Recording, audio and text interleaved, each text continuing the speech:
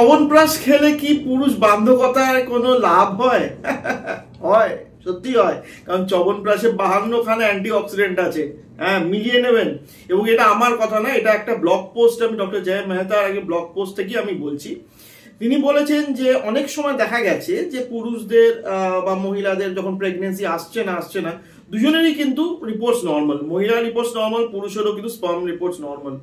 তখনই একটা টেস্ট আমরা করতে বলি ডিএনএ ফ্র্যাগমেন্টেশন ইন্ডেক্স। মানে মানে ওই ডিএনএ মানে স্পার্মের মধ্যে ডিএনএর মধ্যে ফেটে ফেটে যায়, এবং সেই ক্ষেত্রে ওটা কিন্তু অক্সিডেটিভ ড্যামেজটা বেশি মাত্রায় তৈরি হয়ে যায়।